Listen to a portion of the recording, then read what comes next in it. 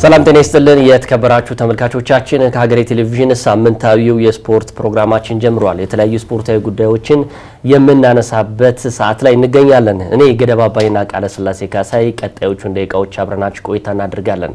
ቃል እንዴት ነው ብያለሁ? ሁሉ ሰላም አለና። ሳምንቱ እንግዲህ በስፖርት በዋንጫ ታጅቦ አሁን የሚታጀቡ ዋንጫዎች አሉ። እንዴት ነበር ሳምንቱ?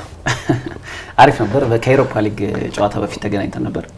እንግዲህ የፍጻሜው ጨዋታ ሮብ በአትሌቲኮ ቢልባኦ ሳን ሜሜስ ላይ ተደርጎ እንግዲህ ቶተንሃም ሆትስፐር ከ17 ዓመታት በኋላ ሻምፒዮን የሆነበት ማንቸስተር ዩናይትድ ደግሞ ቀውሱ የተባባሰበት ሆኖ አልፏል። እንግዲህ በዚህ ጉዳይ ላይ እናነሳለን። ሁለት ጉዳዮችን ዛሬ ለውይይት መርጠናል። የመጀመሪያው ጉዳያችን ማንቸስተር ዩናይትድ ከአውሮፓ ሊግ ፍጻሜ ምን ተማረ? ቅድም እንዳልከው እንግዲህ ቶተንሃም ሆትስፐር ያንን ዋንጫ ማንሳቱን ተከትሎ ለማንቸስተር ዩናይትድ እውነት ለመናገር ውድቀት ነው ልትለው ትችላለህ። ምክንያቱም ብዙ ነገር ነው ያጣው ዩናይትድ። ዋንጫውን ቢያገኝ ብዙ ነገር ያተርፍ ነበር። ዋንጫውን በማጣቱ ደግሞ ብዙ ነገር ጎሎበታል የሚል ሀሳቦች እየተነሱ ይገኛሉ። ሌላው ዛሬ ምሽት እንግዲህ አይኖች ሁሉ ወደ ጣሊያን ሴሪያ የስኩዴቶ ዋንጫ ዛሬ ሊለይ ይችላል የሚሉ ብዙ መላምቶች አሉ። ላይለይም ይችላል የሚሉ ሀሳቦች አሉ። እንደኔ ደግሞ ዛሬ ሊለይ ይችላል። ምክንያቱም ተጋጣሚዎቻቸው ያው እንደው አነስ ከማለታቸው አንጻር የዋንጫው መዳረሻ ዛሬ ሊለይ ይችላል የሚል አለ። ኮሞ ከኢንተር ሚላን፣ ናፖሊ ከካግላሪ የሚያደርጉት ጨዋታ የሴሪያውን የመጨረሻ ወሳኝነት ዛሬ የሚያደርግ ይሆናል። በዚህ ጉዳይ ላይ እንግዲህ ሰፋ ያለ እንደው ተመልካቾቹም ቢያዩት የምንመኘው ጨዋታ ነው። እንግዲህ የጣሊያን ሴሪያ ከ60 ዓመታት በኋላ ለመጀመሪያ ጊዜ አሸናፊው ያልተለየበት የውድድር ዓመት ሆኗል። ለሁለቱም ጥሩ የውድድር ዓመትን አሳልፈዋል። ግን ባሳለፍነው ሳምንት ሁለቱም ነጥብ መጣላቸው ደግሞ የበለጠ ፉክክሩ ተጠባቂ እንዲሆንና በመጨረሻው ሳምንት የዋንጫው ፍጻሜ እንዲለይ የሆነበት አጋጣሚ አለ። ጨዋታው እሁድ ነበር ሊደረግ የነበረው ልክ እንደ ሌሎቹ የሴሪያ ጨዋታዎች ሁሉ። ነገር ግን ኢንተር ሚላን በአውሮፓ ሻምፒዮንስ ሊግ የፍጻሜ ጨዋታ ከፓሪስ ሴን ጀርሜን ጋር ስለሚጠብቀው አስቀድሞ ጨዋታው እንዲደረግ ማስተካከያ አድርጓል። የጣሊያን ሴሪያ እንግዲህ ዛሬ ተጠባቂ ጨዋታ ይደረጋል። ለኢንተር ሚላን ትንሽ ፈታኝ ይመስላል አይደል? በኋላ ላይ እናነሳዋለን። በኋላ ማንቸስተር ዩናይትድን እናንሳ። ባለፈው ሳምንት እንግዲህ ሰኞ ዕለት ስንገባ ለሮቡ ጨዋታ የተለያዩ ጉዳዮችን አንስተን ነበር። እውነት ለመናገር በዚህ የዩሮፓ ሊግ የፍጻሜ ጨዋታ ላይ ብዙ ተብሎ ነበረ። የሁለቱም አሰልጣኞች ጫና መበርታት፣ ከዛም በተረፈ በአውሮፓ ሻምፒዮንስ ሊግ ላይ ደግሞ የመሳተፍ እድላቸውን ለማሳካት የሚያደርጉት ጨዋታ ነበረ። እውነት ለመናገር ማንቸስተር ዩናይትድ ከዚህ በኋላ እንግዲህ ወገቡን ጠበቅ አድርጎ የሚቀጥለው ዓመት የሚሻገር ይመስለኛል። አሁን ዘንድሮ ከአሰልጣኙ ጀምሮ የትኞቹ ተጫዋቾች በቡድን ውስጥ መቀጠል አለባቸው የሚሉ ጉዳዮች ከዛሬ ጀምሮ እየተነሱ ይገኛሉ። ያው የምናነሳቸው ሀሳቦች ያው በብዙ ተመልካቾች ይታያሉ እናውቃለን። የዩቲዩብ ላይ ብቻ ሳይሆን የቴሌቪዥን ላይ በጣም ስለሚታይ ስለምናውቅ የተለያዩ ኮሜንቶች ይሰጣሉ። እኛም የምናነሳቸው ኮሜንቶች አሉ። ኢትዮጵያውያን የእግር ኳስ ወዳጆች በተለይ የአርሰናልና የማንቸስተር ዩናይትድ ደጋፊዎች የምናነሳቸው ሀሳቦች የሰውን ፐርሰናል ይሄ አታክ የማድረግ ሀሳብ ይዞን አይደለም። እኛ ወይም ደግሞ የአርሰናል ደጋፊ እንዲደሰት የማንቸስተር ዩናይትድ እንዲከፋ የማንቸስተር ዩናይትድ ደስ እንዲለው እንዲከፋ የአርሰናል አይደለም። ሪያሊቲውን ነው እያወራን ያለ ነው። አሁን በቀደምት ባነሳው ላይ እንደምታስታውሰው አንተ ሁላ ስትበሳጭበት ነበር። ያ ነገር መነሳት አለባቸው ኮሜንቶቹ የማይመስሉ ኮሜንቶች ሲሰጡ ነበር። እንትን ነው ይሄ አሁን ብዙ ችግር አለ። በተለይ ሶሻል ሚዲያ ላይም በተለይ ኮሜንት አሰጣጣችን ላይ ትንሽ አንዳንድ ችግሮች ይስተዋላሉ። እውነት ለመናገር ለምሳሌ በዛ በተነሳው ሀሳብ ላይ ተንተርሶ ከቁጥራዊ መረጃዎችም ጀምሮ ሊሆን ይችላል ወይ ደግሞ በዛ ያንን ሀሳብ ሊሞግት የሚችል ሀሳቦች የሚሰጡ በርካታ ተመልካቾች አሉ። እነዛን ማበረታታት መደገፍ ያስፈልጋል። ግን ከርዕሱ ጋር የማይገናኝ እንዲሁም ደግሞ ሰውን አታክ ለማድረግ በሚመስል መልኩ ግን ኮሜንቶች መጻፍ ተገቢ ናቸው የሚል እምነት የለኝም እና ብዙ ቦታዎች ላይም ከዚህ በፊት ስናነሳው ነበር ይገና በተለይ አንድ ትልቅ ወዳጃችንም በዚህ ጉዳይ ላይ ፕሮግራም እየሰራ ነበር። የሶሻል ሚዲያ አጠቃቀማችን ምን መምሰል አለበት የሚለው ጉዳይና ምናልባት በዛ በሚነሳው ሀሳብ ላይ የፐርሰናል ኦፒኒየን ወይ ደግሞ የራስ የግል ምልከታ ይቀመጣል። ተመልካቾቻችንም የራሳቸው ምልከታን ያስቀምጣሉና ምናልባት ቢሆን ብዬ የምመኘው እኔ በዛ ሀሳብ ላይ በተነሳው ሀሳብን በሀሳብ የማሸነፍ ሀሳብ መስጠት ቢቻል ወይ ደግሞ ከኮሜንቶች ከስድብ ይልቅ የዛን ሰው ሀሳብ ትክክል እንዳልሆነ በመረጃ አስደግፎ ማቅረብ አሪፍ ይመስለኛል። ለዛም ነው ብዙ ተመልካቾች አሉ አይደል ሀሳባችንን አይ ይሄ ያላችሁት በእንደዚህ መተካት ነበረበት ወይ ደግሞ እንደዚህ መሆን አለበት ብለው የሚያነሷሉና ምናልባት በተለይ አርሰናልና ማንቸስተር ዩናይትድን በሚነሱበት ወቅት ብዙ ጊዜ ሳይድ የሚደረግ ይመስላሉና ያንን ተገቢ በሆነ መልኩ ቢሰጡ ለሁሉም ሰው ጥሩ ይመስለኛል። ሁለቱ ክለቦች እንግዲህ በአርሰናልም የሚሆን ማንቸስተር ዩናይትድ በሚነሳበት ርዕስ ላይ የተለያዩ ሀሳቦች ይነሱበታል። እውነት ለመናገር አሁን ያው ዘመኑ ረቋል። ሁሉም ሰው በእጁ ላይ ነው ነገሮችን ማየት የሚችለው። በስልክ ላይ ብዙ ነገሮችን ማየት ይችላል። ይሄ ደግሞ ትልቅ የቴሌቪዥን ጣቢያ ነው። ዩቲዩብም ትልቅ ነው። በዛ ስር የምታስገባቸው ኮሜንቶች ወይም ደግሞ የምትሰጣቸው ኮሜንቶች መጠንቀቅ አለብህ። ይሄ አፍ ሲከፈት ጭንቅላት ይታያል ይባላል። አንዳንድ ጊዜ የምትሰጣቸው ኮሜንቶች ለዛሬ ሳይሆን ለወደፊቱ ማሰብ አለብህ። እውነት ለመናገር ኮሜንት ስትሰጥ አርሰናል አንተን አያውቅህም፣ ማንቸስተር ዩናይትድ አያውቅህም። እኔ ኢትዮጵያዊ ነኝ፣ አንተም ኢትዮጵያዊ ነህ። እኔ እናንተ ግን እንተዋወቃለን። ምንም ከ90 ደቂቃ እንደውም አሁን ምን እየመጣ መሰለ፣ ይሄ የድሮ ይሄ የጽንፍነት እየቀረ መጥቶ አሁን ኳስን መዝናኛ እያደረጉት። እኔም አንተም እግር ኳስን ስንጀምር የሆነ ክለብ ደጋፊ ሆነን የጀመር የሚዲያ ባለሙያ ስትሆን ደግሞ ለአንዱ ክለብ ደስ እንዲለው ለአንዱ ክለብ ደግሞ እንዲከፋው እያደረክ የምታቀርብበት ጊዜ አልፏል። እኛ አሁን እየሰራን ነው፣ እየተዝናናን ነው። እኔ ማንቸስተር ዩናይትድ እና አርሰናል ሲጫወቱ ከመደገፉ በላይ መዝናኛነቱን ነው የማየው፣ ወይም ደግሞ ስራዬን ነው የምሰራው። ስለዚህ አንተ እንድትከፋ ብዬ እዚህ የማቀርበው ነገር የለም። እኔ በራሴ ሶሻል ሚዲያ ላይ የራሴን ኦፒኒየን ማቅረብ እችላለሁ። በሀገሬ ቴሌቪዥን ላይ ግን የራሴን ኦፒኒየን ተጠንቅቄ ነው ማቅረብ ያለብኝ። እውነት ለመናገር በቀደምነት ያነሳ ነው የማንቸስተር ዩናይትድ ደጋፊዎች ብዙዎቹ ተከፍተዋል። ሪያሊቲውን ያወራ ነው። ማንቸስተር አሁንም ልደግመው የምችለው ማንቸስተር ዩናይትድ በአውሮፓ ሻምፒዮንስ ሊግ ላይ በዚህ አቋሙ ይመጥናል ወይ? ይሄ እኮ ምንም እኔ አይደለሁም ሩበን አሞሪምም ከዛም በተረፈ ደግሞ ብሩኖ ፈርናንዴዝም የሚናገሩት ነው። አሁን ባለው አቋማችን ለአውሮፓ ሻምፒዮንስ ሊግ አንመጥንም ነው እያሉ ያሉት። እኔም ይሄን ያልኩት። ሁለተኛ ኒውካስል ዩናይትድ ለአውሮፓ ሻምፒዮንስ ሊግ መግባት አለበት እንጂ ማንቸስተር ዩናይትድ አሁንም ቶተንሃም ሆትስፐር በነገራችን ላይ የሚመጥን ቡድን ሆነ አይደለም። የሚቀጥለውን ዓመት ላታዩ ይችላል እና ሰከን ብለህ አስታብ። አሁን አንዳንዶች ኮሜንት ላይ ሲሰጡ ኖ ይሄ እንደዚህ ቢሆን እንደዚህ የሚሉ ሀሳቦች ሊኖሩ ይችላሉ። በርካታ አሉ። ኮሜንቱን ከተቆጠርከው ያው ብዙ ነው የሚሰጠው። መጥፎም ሊሆን ይችላል፣ ጥሩም ሊሆን ይችላል። በዛ ልክ ደግሞ ሙገሳውም ተገቢ ለኔ ተገቢ አይደለም። ሙገሳው ምን ሰርቼ ነው ተገቢ? ነገ እኮ ይጥልሃል። በነገራችን ላይ ዛሬ የሚያሞግስ ሰው አይዞህ እንደዚህ በለው የዛኛው ጽንፍ ሆኖ ነው አንተን የሚደግፍህ።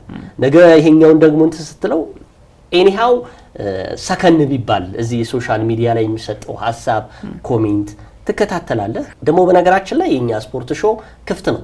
የትኛውም እግር ኳስ ወዳድ የትኛውም ስፖርት አፍቃሪ መጥቶ እዚህ ሊወያይበት የሚችልበት መድረክ ነው የተዘጋጀበት። ስለዚህ ሁሉም አሁን እኔ እናንተ ለየት የሚያደርገን ከሌሎቹ ስራችን ስለሆነ ነው እንጂ አብዛኛው ጋዜጠኛ ነው። ጋዜጠኛ ሚንስ መረጃ ያገኛል።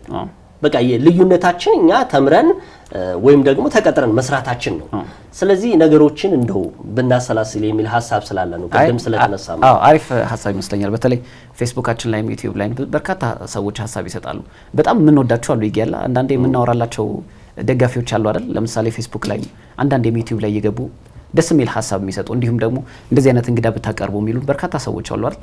እነሱን ማበረታታት ያስፈልጋል። በዚህ አጋጣሚ ግን ቅድም እንዳልከው በተለይ ሀሳብ ሲሰጥ ወይ ደግሞ ኮሜንት ሲደረግ በዛን ሀሳብ ላይ ተንተርሶ ቢሆን ያን ሰው ምን ለማለት ፈልጎ ነው ይሄን ሀሳብ ያቀረበው፣ ስለዚህ መረጃዎቹ ምንድን ናቸው፣ እንደዚህ ያለበት ምክንያት ምንድነው ብለው በሀሳብ መሞገት ቢቻል ከስድብ የራቁ ነገር ግን ሀሳቦች በነጻነት መስጠት ቢቻል አሪፍ ሀሳብ ይመስለኛል። ላይ በርካታዎችም ለዛ ነው አሁን ምንድነው አንዳንድ ጊዜ ስታነሳ እኔ አሁን አንዳንዴ አጋጣሚ ሆኖ የጠንቋይ ሆኜ አይደለም ምላቸው ነገሮች ወይም እዚህ የምናነሳቸው ነገሮች ይሆኑ የመጡ ናቸው። ባለፈውም በአርሰናል እና በሊቨርፑል ጉዳይ ስናነሳቸው የነበሩት አሁንም በቶትንሃም እና በማንቸስተር ዩናይትድ በኩል የነበሩት ሀሳብ ሁለቱም እውነት ለመናገር ደካሞች ነበሩ። የደካሞች ፍጻሜ ነው የተደረገው። አንዱ ደካማ በጣም ደካማ ካልሆነው አሸንፎ ወስዷል። ምንም ጥያቄ የለውም። እሱ የምታየው ነገር ነው፣ መሬት ላይ የተቀመጠ ነገር ነው። ስለዚህ ምንድነው ሀሳቦች ሲንሸራሰሩ ቅድም እንዳልከው እውቀታዊ ቢሆን ሰከን ብለ ይሄ ፖለቲካ ጉዳይ አይደለም የምናነሳው፣ መዝናኛ ነው። ስንቱን እኛን እዚህ ያጋደለን እኮ በለው ነው። ስለዚህ ስፖርት ኖ እንደዛ አይደለም። ከቻልን ነገሮችን ሰከን ብለን የምናወራበት ነው። ዛሬም ግን በማንቸስተር ዩናይትድ ላይ ብዙ ነገሮችን እናወራለን። አሁን ማንቸስተር ዩናይትድ ቀጣዩ ማንቸስተር ዩናይትድ ምን ሊሆን ይችላል የሚለውን ሀሳብ እናንሳ። ይህ የአውሮፓ ሊግ እንግዲህ ብዙ ነገር ያስተማረው ይመስለኛል። ቀደምም ሲል ያው በታሪክ ደረጃም ዝቅተኛውን ከ1960ዎቹ በፊት የነበረው 64 ዓመተ ምህረት በፊት የነበረውን ታሪክ ነው አሁን እየደገመ ያለው። እንግዲህ በማንቸስተር ዩናይትድ ታሪክ ደካማ ነው የምለው የውድድር ዘመን እኔ በኔ ባለውበት ዘመን ያሁኑ ነው። 18 ጨዋታዎች መሸነፍ ለዩናይትድ በጣም ከባድ ነው። እንደዛም ሆኖ ማለፉ ራሱ ብዙ ነገሮች ያስተማሩት ይመስለኛል። እንግዲህ ከ51 ዓመታት በኋላ ለመጨረሻ ጊዜ የወረደው ማንቸስተር ዩናይትድ ከ51 ዓመታት በፊት ነበርና ይህ በክለቡ ታሪክ ትልቁ የሚባለው ወይ ደግሞ ደካማ የውድድር ዓመትን አሳልፏል የሚባለው ጊዜ እንደነበር ይታወቃል። አሁን 18 ጨዋታዎችን ተሸንፏል በዘንድሮ የውድድር ዓመት በደረጃው 16ኛ ደረጃ ላይ ተቀምጧል። ይህ በማንቸስተር ዩናይትድ ታሪክ መጥፎ የምንለው የውድድር ዓመትን አሳልፏል። ነገር ግን በአንጻራዊነት ደግሞ ወደ ዩሮፓ ሊግ ስንመጣ በዩሮፓ ሊግ ጥሩ ጉዞን አድርጎ በውድድር ዓመቱ ካደረጋቸው እንደውም 14 ያህል ጨዋታዎች 14ቱንም በ14ቱም ሽንፈት ሳይገጥመው በመጨረሻው ጨዋታ ብቻ በቶተንሃም ሆትስፐር ተሸንፏል። ሁለቱም ደካማ የውድድር ዓመትን አሳልፈው ነው የተገናኙት። ቅድም እንዳልከው የሁለት ደካሞች ፍጻሜ ነበር። እውነት ለመናገር 16 እና 17ኛ ደረጃን ይዘው የተገናኙ ቡድኖች ነበሩ። ነገር ግን በኤሮፓ ሊግ ጉዟቸው ጥሩ ስለነበር የፍጻሜ ላይ ደርሰዋል። በኤሮፓ ሊግ የነበረው ማንቸስተር ዩናይትድ ከቶተንሃም በተሻለ መልኩ ዋንጫውን የማግኘት እድል አለው ተብሎ ሲናገር ነበር። እኛም በብዙ ሀሳቦች በብዙ መልኩ ሀሳቦቹን ስናነሳ ነበር። በተለይ ማንቸስተር ዩናይትድ ባለፉት ከሩብ ፍጻሜ ጀምሮ በጥሎ ማለፍ ሪያል ሶሴዳድን ኦሎምፒክ ሊዮን በሩብ ፍጻሜ በግማሽ ፍጻሜ አትሌቲኮ ቢልባኦን አሸንፎ ሲመጣ ማንቸስተር ዩናይትድ እውነተኛ ተፎካካሪ ሆኗል በኤሮፓ ሊግ የሚል ሀሳብ ነበረን። በፍጻሜው ጨዋታም ቶተንሃም ሆትስፐር የመጣበትን መንገድ ስታይ በኤሮፓ ሊግ ጥሩ ቢሆንም ነገር ግን ልክ እንደ ማንቸስተር ዩናይትድ የተፈተነበት አልነበረምና ዋንጫውን ለማሸነፍ እድል ነበረው ተብሎ ነበር። የሩበን አሞሪም ቀጣይ ጠፈንታ ምን ይሆናል ከሚለው ከማንሳታችን በፊት በፍጻሜው ላይ አንድ ሁለት ስህተቶች የተሰሩ መስሎ ይታየኛል። ወደ ክረምቱ ወይ ደግሞ የሩበን አሞሪም ቀጣይ ጠፈንታ ከማለፋችን በፊት በተለይ አሰልጣኙ አሌሃንድሮ ጋርናቾን በእርግጥ መልከታዬ ሊሆን ይችላል ግን አሌሃንድሮ ጋርናቾን ለ70 ደቂቃዎች ያህል ተቀያሪ ወንበር ላይ ማስቀመጥ ትክክል ነው የሚለው ነገር ማንሳትም ያስፈልጋል። ምክንያቱም አሰልጣኙ ድርቅ ያሉበት ያጨዋወት መንገድ እንዳላቸው ቢታወቅም 3-5-2 የሚጫወቱበት በጨዋታ ይዘት የሚቀየር 3-2-4-1 እያደረጉ የሚጫወቱበት መንገድ ይኖራል። ግን አንድ ጨዋታ ላይ ብቻ ወይ ደግሞ በግማሽ ፍጻሜ አትሌቲኮ ቢልባኦ ላይ ኦልድ ትራፎርድ ላይ ያውን ጥሩ እንቅስቃሴን ያደረገው ሜሰን ማውንትን ቋሚ ማድረግ በዛ ፍጻሜ ላይ ተገቢ ነበር የሚል በርካታ ጥያቄዎችም እየተነሱባቸው ይገኛሉና የፍጻሜው ጨዋታ ማንቸስተር ዩናይትድ ዋንጫውን አጣርለም የተባለው ምክንያቱም በዋንጫ ያሸበረቀ ትልቅ ቡድን እንደሆነ ስለሚታወቅ ነገር ግን በአውሮፓ ውድድር መድረክ ከአውሮፓ ውድድር መድረኮች ሁሉ ውጭ ሆነ ነበር የተባለውና ቶተንሃም ዋንጫ ነሳ ተብሎ እንደተሞገሰው ሁሉ ዩናይትድ ዋንጫውን አጣ ሳይሆን ወደ አውሮፓ መድረክ ሊያስገባው የሚችለው ትልቁን እድል አጥቷል ነበር የተባለበትና ማንቸስተር ዩናይትድ ያንን ፍጻሜ ጨዋታ ለብዙ መነሳሻነት ሊጠቅመው የሚችል ትልቅ ወሳኝ ጨዋታ ነበር። ነገር ግን አንዳንድ ስህተቶች በሩበን አሞሪም በጉልህ የታዩበት አጋጣሚ ነበር። ያው ጨዋታውም ወደ ኋላ ብንመልሰው ብዙ ጉዳዮች ልናነሳ እንችላለን። ያው መነሻችን ምንድነው ከዩሮፓ ሊግ ምን ተምሯል ነው።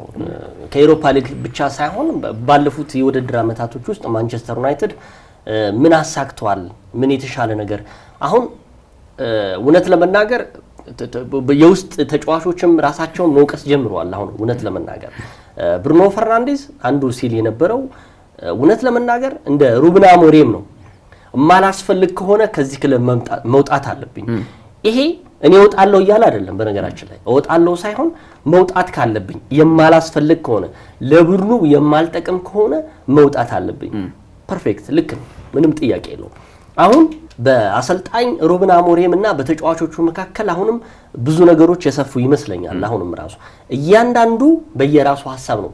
ሉክሾ ሲል የነበረው ይህ ቡድን ለማንቸስተር ዩናይትድ የሚመጥን ተጫዋቾች የሌሉበት ነው።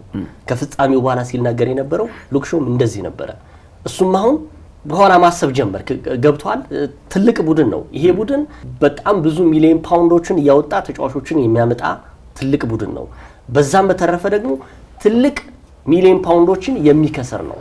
በዚህ በዩሮፓ ሊግ ፍጻሜ በአውሮፓ ሻምፒዮንስ ሊግ ባለመሳተፉ ይሄን ዋንጫ ባለማንሳቱ ማንቸስተር ዩናይትድ በጣም ብዙ ሚሊዮን ፓውንዶችን አጥቷል። ይሄ ከሜዳ ውጪ ያለው ጉዳይ ነው። ሜዳ ውስጥ ስታይ ደግሞ እነዚህ የተሰገሰጉ ተጫዋቾች እውን ለዩናይትድ የሚመጥኑ ናቸው የሚል እየተነሳ ይገኛል። የመጀመሪያው ጥያቄ በእርግጠኝነት አሁን መናገር የምችለው ከ23ቱ ተጫዋቾች 4ቱ ወይ ደግሞ 5 ተጫዋቾች ናቸው ዩናይትድ ውስጥ አይነኬ የተባሉት። ለምሳሌ ብሩኖ ፈርናንዴዝ አለ፣ አማድ ዲያሎ አለ፣ ከዛስ ሊሳንድሮ ማርቲኔዝ አለ፣ ማጉዌር።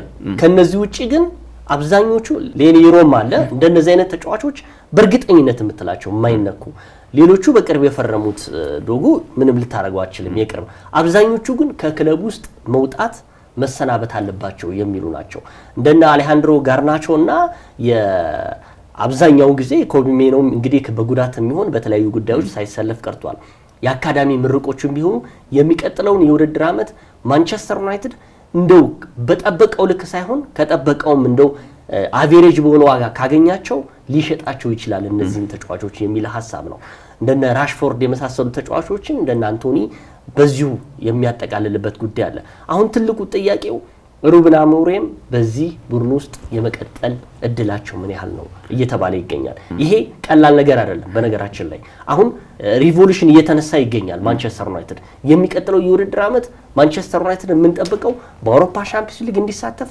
ቢያንስ በአንዱ የአውሮፓ ሊግ ቢያንስ ይሄ የቼልሲ የነበረውን አመጣጥ እንዲመጣ ነው አብዛኞቹ እየፈለጉ ያሉት ስለዚህ አንዱ መነሻው ደግሞ እንደነዚህ አይነት ተጫዋቾችን አሰናብተህ ትልልቅ የሚባሉ ተጫዋቾችን ማምጣት እኔ መፍትሄ ያለው ይያል ገምተም አሁን እኔ ችግሩ ከዚህ በኋላ ያሰልጣኝ ነው የተጫዋቾች ነው ማለት ሊከብድ ይችላል በርግጥ ተጫዋቾችን ሞቀስ ተገቢ ሊሆን ይችላል የማይመጡ ነው በቡድን ውስጥ የተመለከትናቸው ባለፉት ወራት ባለፉት ሳምንታት በያዝነው የውድድር ዓመት በአጠቃላይ በርካታ ስህተቶችን ሲፈጽሙ ከነበሩት ከነ አንድሬ ኦናና ጨምሮ ማንቸስተር ዩናይትድን ምን ያህል ይመጥናሉ የሚለው ነገር የሚነሳ ጉዳይ ቢሆንም ግን ማንቸስተር ዩናይትድ እውን አሰልጣኝ ይቀይረዋል የሚለው ነገር ማንሳት ተገቢ ይመስለኛል የግሌዘር ቤተሰቦች ባሳለፍነው ሳምንትም እያነሳ ነው ነበር ይገ ቡድን ውስጥ እነዚህ ሰዎች በኔ ምልከታ ተነቅለው መውጣት አለባቸው ባለፉት አመታት ትርፋቸው ከሌሎቹ ባለሀብቶች በላይ በርካታ ትርፎችን ያገኙ በርካታ ሚሊዮን ፓውንዶችን ያገኙ ባለሀብቶች ናቸው ማንቸስተር ዩናይትድ በዋንጫ ሳይታጀብ ነገር ግን ትርፋማ የሆነ ክለብ ነው በተለይ በባለሀብቶቹ ደረጃ እነዚህ አስተዳዳሪዎች ከእግር ኳሱ ይልቅ ገንዘባቸውን ብቻ የሚያደርጉ በበርካታ የደጋፊዎቹ ጫናና ተቃውሞ ደግሞ አነስተኛ የምትባለውን ብቻ 27.7% ድርሻ የሆነችውን ብቻ ለእንግሊዛዊ ቢሊዮነር ሰር ጂም ራትክሊፍ የሸጡ ናቸው ባሳለፍነው የውድድር ዓመት እንግሊዛዊ ቢሊዮነር ሰር ጂም ራትክሊፍ ሲመጡ በርካታ ለውጦችን ለማድረግ ሞክረዋል ባላቸው ስልጣን ብቻ ባለቻቸው ድርሻ ብቻ እርግጥ የያዙት ድርሻ አነስተኛ ቢሆንም በእግር ኳስ እንቅስቃሴዎች ረገድ የሚቆጣጠሩት እሳቸው ስለሆነ የክለቡ ትልቅ ድርሻ አላቸው በክለቡ ውስጥ ለመስራት የሚፈልጉት ነገር አሰልጣኝ እስከ ማሰናበት ጀምሮ የክለቡ አመራሮችን እስከ መቀየር ማድረግ የሚችል ስልጣን አላቸው ነገር ግን እነዚህ ሰዎች የማንቸስተር ዩናይትድን ኃያልነት ለመመለስ ትክክለኛ ሰዎች ናቸው ብያላም በተለይ የግሌዘር ቤተሰቦች ይሄ ማንቸስተር ዩናይትድ እግር ኳሱን ለሚወድ ልክ እንደ ሰር ጂም ራትክሊፍ የሚተቹ በርካታ ሰዎች አሉ የክለቡን የቀድሞ ባህል እያጠፉ ነው የቀድሞ የክለቡ ሌጀንዶችን እያከበሩ አይደለም በሚል ይተቻሉ ነገር ግን ለውጥ ስትፈልግ በርካታ ችግሮቹ እነዚህ ነገሮችን ወሰናል መቁረጥ ያስፈልጋል እነዚህ ቢሊዮነሮች የግሌዘር ቤተሰቦች ግን ይሄንን የማድረግ ፍላጎት የላቸውም ክለቡ በምንም አይነት ደረጃ ላይ ቢገኝ ጉዳያቸው አይደለም ምክንያቱም ዩናይትድ ታሪካዊ ክለብ ነው ስለዚህ ስሙ ትልቅ ስለሆነ ገንዘባቸው በምንም መልኩ ማግኘት እንደሚችሉ ስለሚታወቅ አሁንም ሩበን አሞሪም በክረምቱ አንዳንድ ተጫዋቾች ሊያስፈርሙላቸው ይችላሉ ተብሎ ይጠበቃል ግን የዩሮፓ ሊግ ዋንጫ አለማሸነፋቸው ትልቅ ተጽዕኖ የሚፈጥርባቸው አሉ እርግጥ አንዳንድ ተጫዋቾች ዩናይትድ በአውሮፓ በየትኛውም የውድድር መድረክ መሳተፍ ባይችልም መፈረም የሚፈልጉ ተጫዋቾች እንዳሉ ሰሞንኛ ዜናዎችን ተመልክተናል ለምሳሌ ማቲያስ ኩኒያ አንዱ ከወልቭስ ጋር በተለያዩ ክለቦች ቢፈለግም ነገር ግን ማንቸስተር ዩናይትድ መጫወት ፈልጋለሁ እስካለ ድረስ ይህ ተጫዋች በአውሮፓ መድረክም ባይሳተፍ ፍላጎቱ ለማንቸስተር ዩናይትድ እንደሆነ ሁሉ በርካታ ተጫዋቾች ይኖራሉ ዩናይትድ ትልቅ ክለብ ስለሆነ ነገር ግን ይሄንን ለማድረግ ከላይ ያለው አመራር በምን አይነት መልኩ መቀመጥ አለበት ነው ለምሳሌ እነዚህ ሰዎች ከሰር አሌክስ ፈርጉሰን ሽኝት ማግስት በኋላ በርካታ ትችቶች የአደባባይ ሰልፎች እየወጡ የማንቸስተር ዩናይትድ ቀንደኛ ደጋፊዎች የክለባችን ልቀቁ እያሏቸው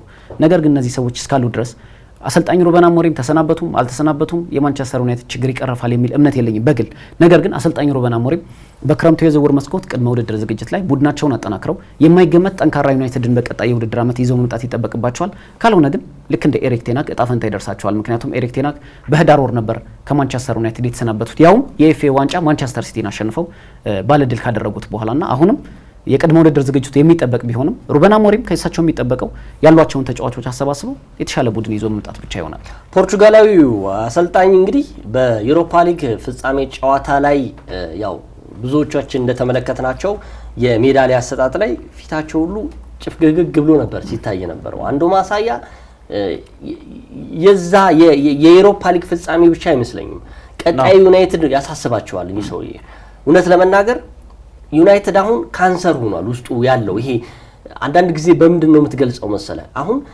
የማትፈልጋቸውን ተጫዋቾች አንዱን እየለየህ አንዱን እያስወጣ ሳይሆን ሙሉ በሙሉ መታደስ አለበት ይሄ ቡድን በአጠቃላይ አርሰናል አንዱ ያደረገ የነበረው በነ ላካዜት በነ ኦባማያንግ በነ ኦዚል ጊዜ የነበረውን ከነ ሙሉ ክብራቸው ነው ያሰናበታቸው ቀስ በቀስ እያስወጣ አዲስ ቡድን ነው የመሰረተው ሚኬል አርቴታ ይሄ አንዱ ማሳያ ነው ለምሳሌ በአርሰናል ውስጥ ይጠቅመኛል ያላቸው ቡድኖች ለምሳሌ ዣካ አለ ከዛ በተረፈ ሳካና እንዲሁም ደግሞ ቶማስ ፓርቴ ናቸው አብዛኞቹ በእነዚህ ቲም ውስጥ ይዞ ነው ከዛ አብዛኞቹን ያወጣ ነው ሶ አሁንም ካንሰር ነው ያልኩህ ግማሹን ካንሰር ቆርጠህ ግማሹን አስቀምጠህ አሁን የነኩንሃን ሌሎች ደግሞ የምትፈልጋቸውን ተጫዋቾች እዛ ካንሰር ውስጥ ካስገባው አሁንም ያው ነው የሚሆነው ማንቸስተር ዩናይትድ አሁንም ነገሮችን በደንብ በጽሞና አይቶ የመለየት አጋጣሚ ይፈጥርልታል ብዬ ገምታለሁ አንዱ ማሳያው ባለፈው እንግዲህ ብዙ ነገር ስናወራ ነበር አሁንም የቀጣዩ የተጫዋቾች የዝውውር መስኮት ሲመጣ ማንቸስተር ዩናይትድ በትልልቅ ደረጃ የሚፈልጋቸው ተጫዋቾች አሉ ከዛስ እውነት ለመናገር በዚህ 2 አመት ውስጥ ማንቸስተር ዩናይትድ ያመጣቸው ትልልቅ ተጫዋቾች ምን ሰሩለት ከታች ከአካዳሚ የመጡ ተጫዋቾች ግን የተለየ ብቃት ነበር ሲያሳዩ የነበሩት ስለዚህ ማንቸስተር ዩናይትድ በትልልቅ ይሄ ደግሞ ኳክብቶችን ከማምጣት ውጪ ከስር ማፍራት እንዳለበት አንዱ ማሳያ የነ አማድ ነው ስለዚህ እንደነዚህ አይነት ተጫዋቾችን ደግሞ መያዝ ሬድሜድ የሆኑ ተጫዋቾች አሁን ለኔ ሬድሜድ የሆነ ተጫዋች የወልቭሱ ተጫዋች ማቴዎስ ኩንሃ አንዱ ነው እንደዚህ አይነት ተጫዋች ከዛ በላይ ግን ከ100 ምናምን ሚሊዮን ፓውንድ በላይ ያወጣ አንድን ተጫዋች አመጣለሁ ማለት ይሄ አሁንም ኪሳራ ነው አርሰናል ቢያደርግ ያምርበታል እውነት ለመናገር አርሰናል አሁን እየተሰራ ያለ ቡድን ነው ዩኬሬሽ አሁን ለምሳሌ እሱን በ80 ሚሊዮን ፓውንድ አምጥቶ ቢያስገባ ምንም ጥያቄ የለውም ከቡድኑ ጋር ያዋሃደው ነገር ግን ዩናይትድ ዩኬሬሽን አምጥቶ በ80 ሚሊዮን ፓውንድ ምን ሊያረጋው ነው አሁን እስኪ ሆይሉንድ ምንድን ያረጋው አምጥቶ አሁን ተመልሶ እንደውም ወደ ኢንተር ሚላን በውሰቱ ሊሄዳል እየተባለ ነው የሚገኘው ስለዚህ ከስር በሰረቱ ዩናይትድ በደንብ መታየት አለበት ግን እኔ ከዛም በፊት የሰውየው ቆይታስ ምን ያህል ነው የሚቀባጥሩት ነገር በጣም በስቷል ሰውየው ራሱ መጀመሪያ ላይ ትላንታውን እንግዲህ ከጨዋታው በኋላ 2 ጉዳዮችን ያነሱት አንደኛው በዩናይትድ እስካላባረሩ ድረስ እቆያለሁ አሉ ትንሽ መለስ ብለው ደግሞ ምንድነው ያሉት እኔ በዩናይትድ በደጋፊዎቹም በቦርዱም የማልፈለግ ከሆነ እንደው ምንድነው ያሉት ውሌን ሁላ ሳልጠይቅ ካሳ እንኳን ሳልጠይቅ ወዲያው ነው መሰናበት የምፈልገው እንደዚህ አይነት ነገሮች ምንድነው በጣም ፍሬስትሬት እያደረገ ነው ማለት ነው እሳቸው ራሱ ይሄን ሐሳብ ስለዚህ በአጠቃላይ ዩናይትድ በጣም ብዙ የቤት ስራ ያለበት ይመስለኛል የሚቀጥለው የውድድር አመት ላይ ዩናይትድ ለዋንጫ ተፎካካሪ ነው ብለ ከገመት አሁንም የዋህነት ነው ማድረግ ያለባቸው ለዋንጫ ተፎካካሪ ሳይሆን ለአውሮፓ ሻምፒዮንስ ሊግ ለመሳተፍ ከዛስ ቢያንስ ብርቱ ወይም ደግሞ ይሄ ጠንካራ ተፎካካሪ ነው ይገሁን እንደው መቅረብ ይመስለኛል የአርሰናልና የቼልሲ መንገድ አሁን ለማንቸስተር ዩናይትድ ጥሩ ትምህርት ይመስለኛል ማንቸስተር ዩናይትድ ከየትኛውም የአውሮፓ ውድድር መድረክ አለመሳተፉ እንዳንድ ገጸ በረከት ሊሆንለት ይችላል በነገራችን ላይ ይገ ለምሳሌ ባለፈው ያው ትንሽ ደጋፊዎችም ቅራላቸው ማንቸስተር ዩናይትድ አሁን ባለው ወቅታዊ ሁኔታ ለአውሮፓ ሻምፒዮንስ ሊግ ይመጥናል ወይ የሚል ሐሳብ ነበር አይደል አሁን ባለው እውነት ለመናገር አሰልጣኝ ሩበን አሞሪምም የክለቡ የቀድሞ ተጫዋቾችም ራሳቸው እነ ብሩኖ ፈርናንዴዝ ጨምሮ በአውሮፓ ሻምፒዮንስ ሊግ የመሳተፍ እውነት አቅም አለን ወይ ያሉ ይገኛሉ አይደል ለዚህ ደግሞ ማሳያው አርሰናል እኮ 6 አመታት ያህል ሚኬል አርቴታ ከ6 አመታት በኋላ እኮ ነው ወደ አውሮፓ ሻምፒዮንስ ሊግ እንዲመለስ ያደረጉት ከ16 አመታት በኋላ ነው የግማሽ ፍጻሜ ተፋላሚ ያደረጉት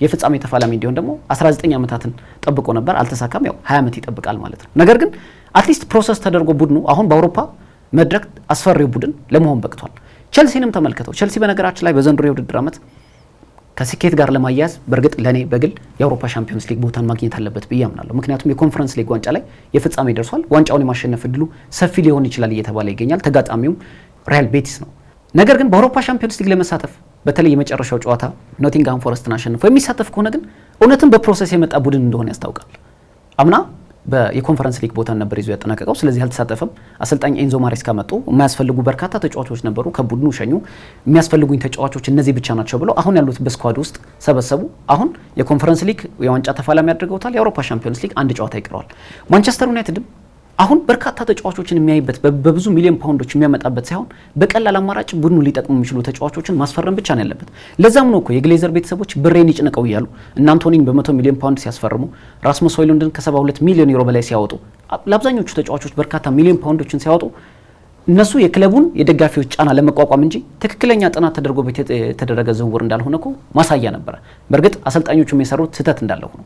ለምሳሌ አሁን ከአንድሬ ኦናና ጀምሮ መተግበር ካለበት ቡድኑ በርካታ አማራጮች ለምሳሌ በፕሪሚየር ሊጉ በግል የሚታዩኛል። ለምሳሌ አንደኛው ከአስቶን ቪላ ጋር የሚለያየው ኤሚሊያኖ ማርቲኔዝን ከዓለም ዋንጫ ጀምሮ የኮፓ አሜሪካን ያሸነፈ ባለልምድ ግብ ጠባቂ ማስፈረም ይቻላል። ሌላኛው እሱ እንኳን ባይሳካ ምክንያቱም ወደ ሳውዲ የመሄድ እድል አለው ስለሚባል አሮን ራምስዴል አለ። የቀድሞ የአርሰናል ግብ ጠባቂ አሁን በሳውዛምፕተን ወርዷል።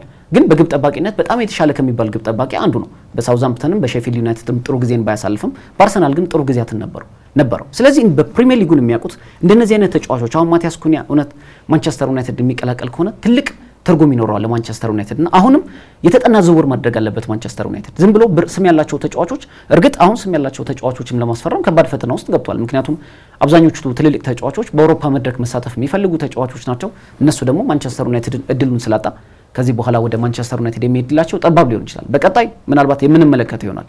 ዩናይትድ ግን ለቡድኑን የሚጠቅሙ እውነተኛ የእግር ኳስን ክህሎት ያላቸው ተጫዋቾችን ማስፈረም ላይ ግን ትኩረት ማድረግ አለበት። ይህንንም አሰልጣኙ ሩበን አሞሪምም ሊረዱት ይገባል። በእርግጥ አሰልጣኙ አንድ የወደድኩላቸው ነገር ለምሳሌ ከዝውውር መስኮቱ ጭምጭምታዎች ጋር እየተያዘ ስማቸው ሲያያዝ የምንሰማው በፕሪሚየር ሊጉ ላይ ጥሩ እንቅስቃሴ ሲያደርጉ ተጫዋቾች ናቸው። የማቲያስ ኩኒያን አንዱን አንስተነዋል። ሌላኛው የብሬንትፎርዱ ብሪያን ቤሞ ነው። ይሄ ደግሞ በፕሪሚየር ሊጉ የሚያውቀው ነው።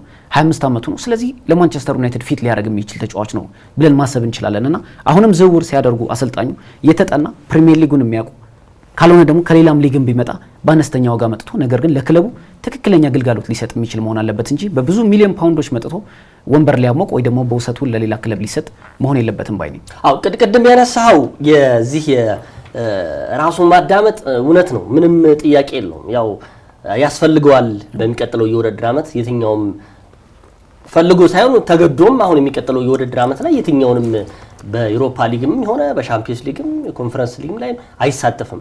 ይሄ እንደውም እንደ ጥሩ ገጸ በረከት ወይም እንደ አድቫንቴጅ ይመስለኛል ለማንቸስተር ዩናይትድ። ቼልሲ ያደረገው ምንድነው? ቼልሲ ከ2 ዓመት በፊት ከየትኛውም ውድድር ራሱን ንጹህ አድርጎ ነበረ። ሳይፈልግ ነው፣ ፈልጎ ሳይሆን ሳይፈልግ።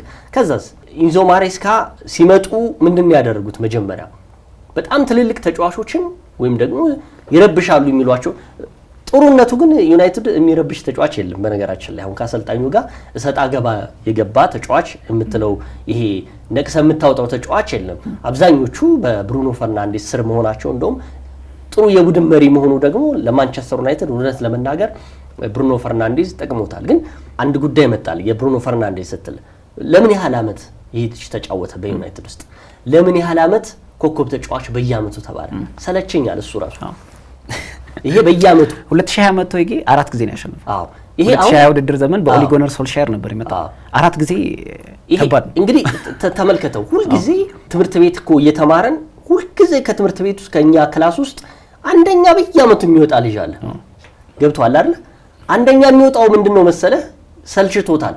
ተፎካካሪ ስለሌለው ነው። ሁሉ ጊዜ ደግሞ እኮ የሚርቃቸው በብዙ ነጥብ ነው። ለምሳሌ አንደኛ የሚወጣው ልጅ ያልኩ ከ100 እያመጣ ሁለተኛ የሚወጣው ደግሞ ከ110 እያመጣ ወይ 6 7 እያመጣ ከሆነ ርቀቱ በዛ። ስለዚህ የሚፎካከረው ከማን ጋር ነው? ከሌላ ሰው ጋር ነው የሚሆነው፣ ወይም ደግሞ ከሌሎች ተማሪዎች ነው እንጂ ከዛ ክላስ ሊሆን ይችላል። ብሩኖ ፈርናንዴዝም ከዚህ በኋላ ሰለቸኝ ያለው እና ብቻዬን መፎካከር አቃተኝ፣ ከዚህ በኋላ የሚቀጥለው አመት ላይ ሌላ ተጫዋች ማየት ፈልጋለሁ። ገብቷል አይደል? ይሄ ማለት እንግዲህ ሌሎቹ ደሞዛቸውን በልተው ቁጭ ሆነኩ ዩናይትድ ውስጥ። እውነት ለመናገር እውነት እንደነዚህ አይነት ተጫዋቾች በርካታ አሁን ስለ ዩናይትድ ውስጥ በርካታ ችግር እንዳለ የምታውቀው በርካታ ተጫዋቾች ቁጭ ብለው ደሞዝ የሚቀለቡ ተጫዋቾች እኮ ተመልክተናል አይደል? ለረጅም ጊዜያት የውል ስምምነታቸው በሚጠናቀቅበት ወቅት ከክለቡ ጋር ያላቸው ግንኙነትም እጅግ በጣም አስጊ የሆነበት ደረጃ ላይ ሁሉ ደርሷል። ለምሳሌ ማንቸስተር ዩናይትድ የካሪንግተን አካዳሚ ተጫዋቾችን ሲያፈራ በየጊዜው ወርቃማ ተጫዋቾችን ያፈራ ነበር። ዩናይትድ ለምሳሌ በዘንድሮ አምና ኮቢ ሜኑ ድንቅ ጊዜያትን አሳልፎ ነበር በዩናይትድ። ዘንድሮ አሰልጣኝ ሩበን አሞሪም ከሰሯቸው ስህተቶች ብዬ ማምንባቸው በግል አሁንም የግል ምልከታዬ ስለሆነ አንደኛ ከአካዳሚ ተጫዋቾችና ከክለቡ ነባር ተጫዋቾች ጋር ያደረጉት ሰጣ ገባ ማርከስ ራሽፎርድን የሚጠቀለላል በዚህ ውስጥ። ምክንያቱም አሁን ካሉት ስብስብ ውስጥ ማርከስ ራሽፎርድ በእርግጠኝነት ከነሱ ያነሰ ፐርፎርማንስ የሚያሳይ ተጫዋች አይደለም። በአሰልጣኝ ሩበን አሞሪም ስር ብዙ ጎሎችን ማስቆጠር የቻለው በመጀመሪያዎቹ ጨዋታ ላይ 4 ጎሎችን ማስቆጠር የቻለው ማርከስ ራሽፎርድ ነበር። አንድ እሱንና ሁለተኛ ነገር ደግሞ የክለቡ የሚዲያ አሰጣጣቸው አሰልጣኝ ሩበን አሞሪም አላወቁበትም ነበር። ይሄን አሁን ቁጭ ብለው ደሞዝ ቀለብተኛ ሆነውና በእያንዳንዱ ጨዋታ ላይ ደግሞ እኩል ከአቅም በላይ እየለፉ ያሉ ተጫዋቾችን ስትመለከት ያሳዝናል። እውነት በክለቡ ብሩኖ ፈርናንዴዝም ያለው ይሄ ነው። ይገ ወደ አንተ ሀሳብ ስመጣ 4 ጊዜ ኮከብ ተጫዋች ተብሏል። በ2020 ነው የመጣው። ከሱ ጋር 4 ጊዜ ያሸነፉት ለረጅም ጊዜ በክለቡ የቆዩት 12 ዓመታትን የቆየው ዴቪድ ዴሃያና ለረጅም ዓመታት በማንቸስተር ዩናይትድ የተጫወተው ክርስቲያኖ ሮናልዶ ብቻ ናቸው 4 ያሸነፉት። ይሄ ምን ያህል ዶሚኔት እንዳደረገው ሌላ ተጫዋች እንኳን ተፎካካሪ እንደሌለበት እንኳን ተመልክተናል። እሱን በመከተል ዲያጎ ዳሎና ሃሪ ማጓየር ነበሩ። አማድ ዲያሎና ሃሪ ማጓየር ነበሩ ሁለተኛና ሶስተኛ ያወጡት። ግን የነሱም ርቀት ስታየው ምናልባት አማድም ሃሪ ማጓየርም ጥሩ የውድድር ዓመትን አሳልፏል ልትል ትችላለህ እንጂ ለእውነት ለማንቸስተር ዩናይትድ በሚገባው ትልቅ አቅም ነው የሚለው ነገር ጥያቄ ያስነሳልና ለማንቸስተር ዩናይትድ ከብሩኖ ፈርናንዴዝ ውጭ እውነት ለመናገር በእኔ ምልከታ ሌሎቹ ተጫዋቾች ጎበዝ ተጫዋቾች አሉ። አማድን አንስቼልሃለሁ። ሌሎቹንም እነ ሌኒዮሩን 19 ዓመቱ ነው ገና ትልልቅ ስኬቶች ላይ ይደርሳል ተብሎ የሚጠበቅ ተጫዋች እንደሆነ ይታወቃል። ግን የዩናይትድን ስሜት የያዙ ተጫዋቾች ግን እውነት ለመናገር በጣት የምንጠቅሳቸው ናቸውና ይህ አሰራር በዩናይትድ ቤት ውስጥ መቀየር አለበት። እንግዲህ ቅድም እንዳነሳ ነው እነዚህ አይነኬ ተጫዋቾች የተባሉት የብሩኖ ፈርናንዴዝ፣ አማድ ዲያሎና የሌኒዮሮ ከዛም ማግዌር ናቸው። እንደነዚህ አይነት ተጫዋቾች በውድድር ዓመቱ ላይ ማንቸስተር ዩናይትድ ይብዛ ሚነስም መጥፎ የውድድር ዓመት ነው ያሳለፈው። በዛ መጥፎ የውድድር ዓመት ውስጥ ሆኖ ግን እንደነዚህ አይነት ተጫዋቾች ደግሞ በግላቸውም የበኩላቸውን አስተዋጽኦ ሲያደርጉ ነበር። ሌሎቹ አያስፈልጉም፣ ያስፈልጋሉ። ያው የቡድኑ መዋቅር ነው የሚያስፈልገው ይመስለኛል። ከዛ በተረፈ እንግዲህ በሚቀጥለው የውድድር ዓመት ዩናይትድ ምን ማድረግ አለበት? የመጀመሪያው በእኔ እይታ እንደነዚህ አይነት የትልልቅ ዝውውሮችን ማሳረፍ አለበት ይመስለኛል። አንዱ በጣም የምታዘበው ነገር በማንቸስተር ዩናይትድ ደጋፊዎች ሁሉም ተጫዋች የኔነት ስሜት ይኖራቸዋል። አብዛኞቹ ቶፕ የሆነ ተጫዋች ዩናይትድ ይፈልጓል ሁልጊዜ። በቃ ይሄ አሁን ደግሞ ምንድነው መሰለህ ዩናይትድ የማይፈልገው ተጫዋች የለም። በነገራችን ላይ ዝውውር መስኮት ሲከፈት በቃ ዩናይትድ የማይፈልገው ተጫዋች የለም። ያለ ማስፈረም የማይጠራው አለ። ግን ከስር መሰረቱ የቼልሲንና የቅድም ያነሳነው የአርሰናልን ሂደታቸውን ፕሮሰሳቸውን እሱን ማየት አለባቸው ይመስለኛል። የሚቀጥለው የውድድር ዓመት ሊጉ እንዲሁ በቀላሉ የምታየው ሊግ አይደለም። ማንቸስተር ሲቲ ሌላ ታምሮ ነው የሚመጣው፣ ምንም ጥያቄ የለውም። ሊቨርፑልም ካሁኑ ነገሮችን እያጠናከረ ነው የሚመጣው። አርሰናልም እንደዚሁ ነው። ከዛ በተረፈ እነ ቼልሲም በዚሁ ልክ ነው የሚሆኑት። ከዛስ ወረድ ስትል አስቶን ቪላ፣ ኒውካስል፣ ኖቲንጋም ፎረስትም ቀላል አይደለም። ስለዚህ እንደነዚህ አይነት ነገር ጋር ተወዳድረህ እንዴት ነው ውጤታማ የምትሆነው? ማንቸስተር ዩናይትድ ከነማን ጋር ነው አሁን የሚወዳደረው? ሻምፒዮን መሆኑ ይቀር፣ ነገር ግን ቢያንስ በሚቀጥለው 26-25 የውድድር ዓመት ላይ ማንቸስተር ዩናይትድ ቢያንስ በአንድ የአውሮፓ መድረክ ላይ መሳተፍ አለበት። ያ ምንድነው ይሄ 18ኛ ደረጃን ወይ 17ኛ ደረጃን ይዞ እዛኛው መሳተፍ ሳይሆን በስነ ስርዓት ነገሮችን አይቶ ነው። ከዛ በተረፈ የሩበን አሞሪም ትልቁ ስጋታቸው አሁንም የመልቀቅ ያለ መልቀቅ ጉዳይ። እሳቸው በነገራችን ላይ ዛሬ የሆነ ነገር ኩሽታ ቢሰማ እለቃለሁ የሚሉ አሰልጣኝ ናቸው። ምክንያቱም ከሚሉት ምናልባት ሩበን አሞሪም የሚቀጥለው እልህኛ አሰልጣኝ ይመስሉኛል። በእርግጥ የሰውየውን ባህሪ ስትመለከት ቦክሰኛ ናቸው። እንደውም አንዳንድ ጊዜ 1-2 ጊዜ ራሱ የማንቸስተር ዩናይትድን የመልበሻ ክፍል ቴሌቪዥን ሁሉ እስከ መስበር የደረሱ አሰልጣኝ ናቸው። ብስጭታቸውን የሚገልጹ አሰልጣኝ እንደሆኑ ይታወቃልና እልህኛ እንደሆኑ ያስታውቃሉ። ነገር ግን አሁን ያለው የማንቸስተር ዩናይትድ ችግር በዋንጫ ብቻ እንደማይፈታ እኮ እኛም ተናግረናል። ግልጽ ነበር እሳቸውም በተደጋጋሚ የሚሉት። ነገር ግን ዋንጫውን ማሸነፍ ለማንቸስተር ዩናይትድ ስነ ልቦና ጥንካሬ መመለሻ ይሆናል፣ የምትፈልጉትን ተጫዋቾች ለማስፈረም መንገድ ይሆናል እየተባለ በብዙዎች ዘንድ ሲነሳ ስለነበር ነው። አሁንም አሰልጣኝ ሩበን አሞሪም ሌላኛው ክፍተታቸው ብዬማም ነው በቀጣይም በክለቡ የመቆየትም እድል የሚኖራቸው ከሆነ ለረጅም ጊዜም እሳቸውም ብለዋል የሚኬል አርቴታ አይነት ጊዜ እኔ ማንቸስተር ዩናይትድ የሚሰጠኝ አይመስለኝም ብለዋል። ይህንን ለማስተካከል ግን እያንዳንዱ ችግር በማንቸስተር ዩናይትድ ያለውን ክፍተት አውቄዋለሁ ካሉ ድርቅ ያሉበት ያጫወት መንገድን ደግሞ መቀየር አለባቸው። እውነት ለመናገር ለምሳሌ አሁን የትኛውም ክለብ እኮ ማንቸስተር ዩናይትድን ሲገጥም አሰልጣኝ ሩበን አሞሪም ይዘውት የሚገቡት ያጫወት መንገድ ያውቁታል። ምናልባት ሊቀየር የሚችለው በዛ ቦታ ላይ ሊሰለፍ የሚችለው ተጫዋች ነው። ለምሳሌ ማዝራዊን ከተጠቀሙ ዳሎን ሊያሳርፉ ይችላሉ። በግራም ብንመለከት ተመሳሳይ ልክ እንደዛ ዶርጉን ከተጠቀሙ ካልሆነ ደግሞ በአንደኛው ሳይድ ዲያጎ ዳሎን ሊጠቀሙ ይችላሉ። ነገር ግን የጫወት መንገዳቸው ተመሳሳይ ነው። ይህ አይሰራም። ያልሰራበት ምክንያት ደግሞ ለምሳሌ የጣሊያን ክለቦችን እንመልከት። አብዛኞቹ የጣሊያን ክለቦች በተለይ አንቶኒዮ ኮንቴና ሲሞኔ ኢንዛጌ በኋላ ላይ የምንመጣው 3-5-2 ድፍን ያለ በመከላከል በጥብቅ መከላከል የሚጫወት ቡድን ውስጥ ስትመሰረት አብዛኞቹ የጣሊያን ሊግ በመከላከልን መሰረት አድርገው ስለሚጫወቱ ከዛ ሊግ ጋር ሊሄድ ይችላል። ፕሪሚየር ሊግ ግን ተለዋዋጭ መሆን አለበት። ለምሳሌ ሚኬል አርቴታ 4-2-3-1 ሲጠቀሙ ነበር። በዘንድሮው የውድድር ዓመት በርካታ ጨዋታዎች ላይ 4-3-3 ሲጠቀሙ ተመልክተናል። አሰልጣኝ አርነ ስሎት ለዚህ ምስክር ናቸው። አሰልጣኝ የርገን ክሎፕ፣ አሰልጣኝ ሰር አሌክስ ፈርጉሰን የተጋጣሚን ቡድን 4-4-2ን የሚመርጡ አሰልጣኝ ናቸው። ነገር ግን ተጋጣሚ ቡድን በማጥናት የተለያዩ የአጨዋወት መንገዶችን የሚቀይሩ አሰልጣኝ ናቸው። እኚህ አሰልጣኝ ሩበን አሞሪም አሁንም የማይገመት የአጨዋወት መንገድን ይዞ የሚመጣ ቡድን መገንባት አለባቸው በቅድመ ውድድር ዝግጅት ወቅት። ካልሆነ አሁንም በዚህ አጨዋወት ይቀጥላሉ ካሉ ሁሉም አሰልጣኞች ያንን አጨዋወት መንገድ ያውቁታልና ያንን ደግሞ ድርቅ ብለህ በፕሪሚየር ሊጉ ተግባራዊ ማድረግ አትችልም። አንደኛም ላይ ያለው 20ኛም ላይ ያለው የፕሪሚየር ሊጉ ክለብ ልታሸንፈው ትችላለህ። ነገር ግን በፈተና የተሞላ ሊግ እንደመሆኑ መጠን አሰልጣኙ የዚህ ያጨዋወት መንገዳቸውን በስፖርቲንግ ሊዝበን ፖርቹጋል ላይ በነበሩበት ወቅት ተሳክቶላቸው ሊሆን ይችላል። የዋንጫ ባለቤት አድርገውታል ስፖርቲንግ ሊዝበንን። ነገር ግን በሊጉ ካልሰራ ምናልባት ችግሩ ሜኔ ሊሆን ይችላል ብሎ በማሰብ ተለዋዋጭ የሆነ ጠንካራ ተፎካካሪ ቡድን መገንባት ይጠበቅባቸዋል። ያልከው ጉዳይ ያው የ6 ወር የጨዋታ የሳቸው ፎርሜሽን ችግር ብቻ ላይሆን ይችላል። ምክንያቱም ማንቸስተር ዩናይትድ የቆየ ታሪክ በቃ ከፈርጉሰን በኋላ የመጣ ትልቅ ችግር ነው። ለምሳሌ በሩበን አሞሪም የጨዋታ ፍልስፍና ወይም ደግሞ ይሄ ድርቅ ማለት ላንደመደመው እንችላለን። ምክንያቱም ከክለቡ ከመጣን ችግር በኋላ ያሰልጣኙ ደግሞ ማድረግ ያለባቸው ምንድነው ይሄ አንዱ እንደ አካል ሊሆን ይችላል። ግን የማንቸስተር ዩናይትድ ትልቁ ችግር አሁንም መቀረፍ ያለበት እንዳስተዳደርም እንደ ተጫዋች ዝውውር ቀደም አንስተነዋል። ከዛም በተረፈ ደግሞ የአሰልጣኙ የተጫዋቾችን የአመራረጥ ያያያዝ ጉዳይ ይወስነዋል። ከዛ በኋላ ቀደም እንዳሉት ነው ዋንጫ ስለተገኘ ስኬትነት አይደለም። የስኬቱ መነሻ ይሄ ስቴብል ሆነ መሄድህ ነው። የውድድር ዓመትን እንደዛ አድርጎ መጨረሱ ነው። ለማንኛውም እንግዲህ ማንቸስተር ዩናይትድ ከዩሮፓ ሊግ ፍጻሜ ብዙ ነገር የተማረ ይመስለኛል።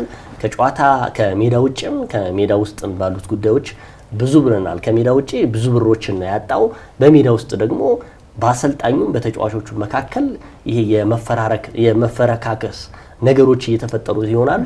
በሚቀጥሉት ጉዳይ እንግዲህ ማንቸስተር ዩናይትድ ምን ሆኖ ሊመጣ ይችላል የሚለውን አሁን እንግዲህ ያው መከረኛ የተጫዋቾች የዝውውር መስኮት ይከፈታል እንትና ወደ እንትና ስለሚባል ያን ደግሞ እንግዲህ በልዩነት የምናነሳ ይሆናል። ዩናይትድ እንደውም አንዱ ምን ሲል ሰማሁት መሰለኝ ዩናይትድ ያጣው አንድ ትልቅ ተጫዋች ነው አለው በዚህ ዋንጫ ላይ ምን ለማለት ፈልጎ መሰለ በአውሮፓ መድረክ ያው የመሳተፍ እድሉ ገጸ በረከቱ ይዞለት ስለሚመጣ ይታወቃል። ግን 100 ሚሊዮን ፓውንድ ነው አሸናፊ የሚሆነው የዩሮፓ ሊግ ዋንጫ ያሸነፈው ቡድን 100 ሚሊዮን ፓውንድ ነውና አሁን ክለቦች እየተጠነቀቁበት ያለው የትርፋማነትና ዘላቂነት የምንለው ህግ ኪሳራ አብዛኞቹ ክለቦች ከፋይናንስ ጋር በተያያዘ ራሳቸውን እየፈተሹ ይገኛሉና 100 ሚሊዮን ፓውንድ በጊፍት መልክ ማግኘት ማለት ቀላል አልነበረምና አንድ የምትፈልገው ትልቅ ተጫዋች ትልቁን ተጫዋች አንዱን ብቻ ሳይሆን ደግሞ በነገራችን ላይ ብዙ ተጫዋቾችን ማዘዋወር ይችል ነበር። ይሄን አሁን ቶተንሃም ብዙ ነገር ነው ያገኘው ይሄን ነገር።